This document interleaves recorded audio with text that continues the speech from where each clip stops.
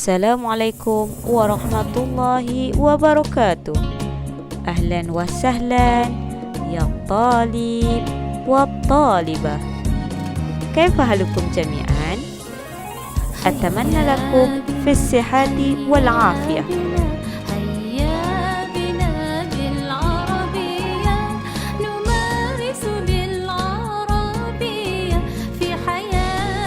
Hayya bil Arabiyah ma'i Ustazah Maizatul Akmal. Mari belajar bahasa Arab bersama saya Ustazah Maizatul Akmal.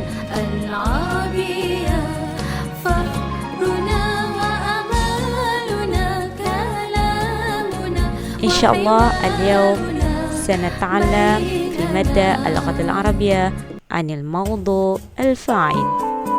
InsyaAllah pada hari ini kita akan belajar mata pelajaran bahasa Arab tentang tajuk al-fa'il. Baiklah anak-anak, hari ini Ustazah akan ajar berkenaan dengan tajuk al-fa'ilu. Al-fa'ilu. Buka buku masing-masing ya.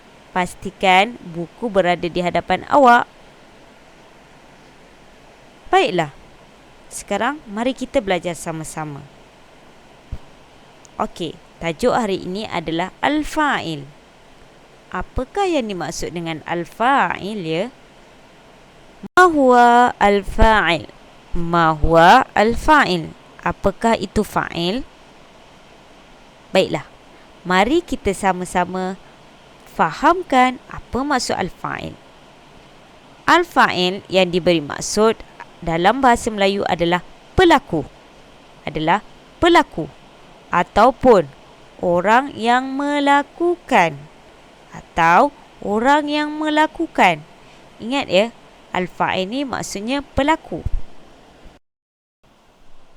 Al-fa'il ini adalah salah satu isim.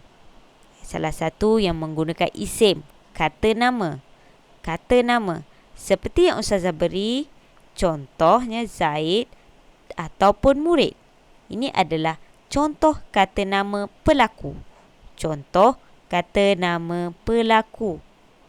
Baik, kamu sudah faham apa itu al-fa'il. Sekarang, kita akan pergi kepada pengertian al-fa'il. Apa beza ya? Maksud dan pengertian sama je.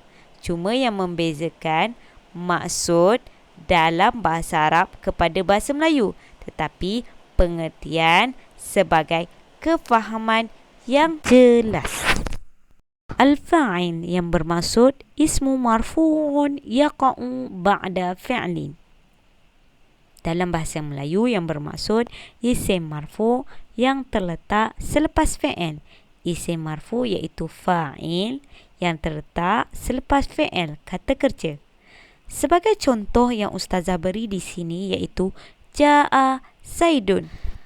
Ja'a Zaidun yang bermaksud telah datang Zaidun. Di sini terdapat kata kerja fi'il dan terdapat fa'il, pelaku. Ja'a adalah fi'il, manakala Zaidun adalah fa'il. Maklumat tambahan, fa'il berada di tempat yang kedua. Di tempat yang kedua, selepas fi'il. Selepas fi'il. Seterusnya, berkenaan dengan hukum al-fa'il. Apa dia hukmul al-fa'il? Hukmul al-fa'il adalah marfu. Hukmul al-fa'il adalah marfu. Hukum bagi fa'il adalah marfu. Baiklah. Fi'il adalah kata kerja dan ditambah pula dengan perkataan fa'il, pelaku. Di sini Ustazah sertakan ayat yang mempunyai fi'il dan fa'il. Baiklah, contoh ayatnya adalah waqafa at-tilmizu fil qa'ati, yang bermaksud telah berhenti at-tilmizu, pelajar itu, fil qa'ati, di dewan. Waqafa adalah fi'il. Waqafa adalah fi'il. Ingat, yang pertama adalah fi'il. Seterusnya, di tempat yang kedua adalah fa'il, iaitu pelaku. Fa'il iaitu pelaku.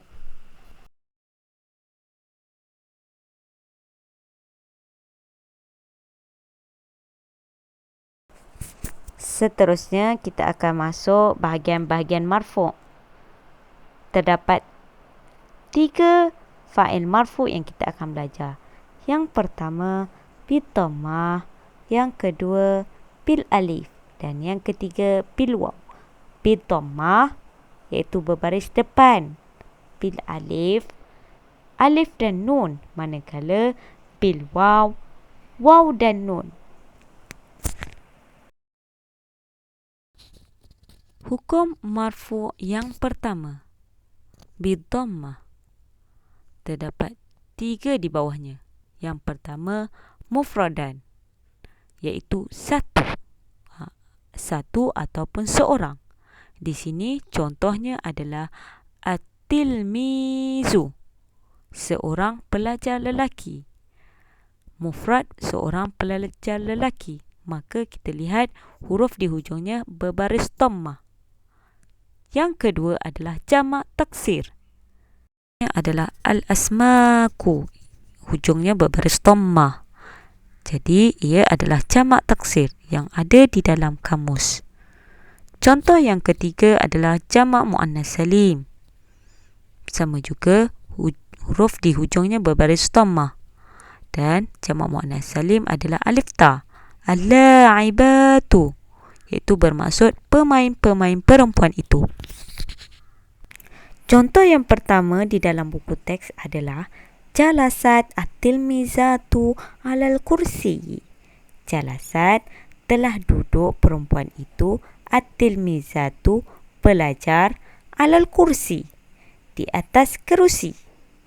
Maka di sini kita melihat fa'ilnya adalah at-tilmizatu, berada di tempat yang kedua dan selepas fi'il. Selepas fi'il. Baiklah, di dalam buku kamu ini adalah jadual yang kedua, iaitu al-alif bil alif, iaitu alif dan nun. Alif dan nun menunjukkan ia musanna, iaitu 2 orang ataupun lebih pada satu. Jadi sebagai contoh adalah at-tilmizani, iaitu 2 orang pelajar. 2 orang pelajar lelaki. Contoh yang keduanya adalah darasat al-bintani ad-durusa, yang bermaksud telah mengulang kaji 2 orang perempuan mata pelajaran. Di sini terdapat fa'il, iaitu al-bintani. Al-bintani. Hukum yang ketiga adalah hukum fa'il marfu' bil waw. Fa'il marfu' bil waw iaitu waw dan nun. Ia menggunakan jamak muzakkar salim. Jamak muzakkar salim, iaitu ramai untuk lelaki. Sebagai contoh yang saya beri, al-muslimuna. Al-muslimuna, terdapat waw dan nun, maka disebut dengan hukum bil waw. Bil waw.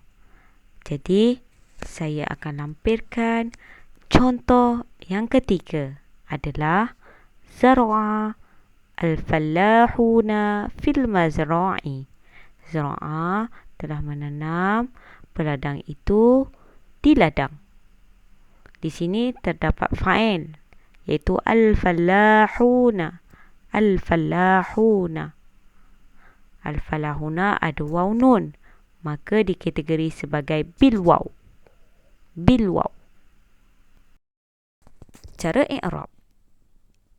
Contoh yang pertama, zar'a al-fallahuna fil mazra'i, yang bermaksud zar'a, telah menanam al-fallahuna, petani-petani itu, fil mazra'i, di ladang. Di sini terdapat fa'il, tempat yang kedua, iaitu al-fallahuna. Baiklah, terdapat di dalam perkataan al-falah huna tambahan waw dan nun, maka dii'rabkan sebagai fa'il marfu' bil waw li'annahu jama' muzakkar salim, kerana dia ramai ya. Contoh kedua adalah yamshi al-auladu ilal madrasati. Yamshi telah berjalan, al-auladu budak-budak lelaki itu, ilal madrasah ke sekolah. Di sini kita dapat takrifkan bahawa al-auladu adalah fa'il, dan di hujung hurufnya berbaris dhammah, maka disebut i'rabnya fa'il marfu' bid-dhammah, kerana ia adalah jamak taksir, li'annahu jamak taksir. Jadi menyempurnakan i'rab fa'il marfu' bid-dhammah li'annahu jamak taksir. Alhamdulillah, sekarang kita sudah habis untuk tajuk yang ke-10 iaitu al-fa'il. Bagi mengukuhkan kefahaman awak hendaklah membuat latihan yang ada di dalam buku teks. Hendaklah bertulis di dalam buku tulis serta dihantar kepada grup Telegram Ustazah. Ingat ya, kali ini Ustazah harap awak faham dengan apa yang diajar oleh Ustazah. Semoga awak berjaya di dunia dan di akhirat. Amin. Dengan itu, akhir kalam Ustazah. Assalamualaikum warahmatullahi wabarakatuh.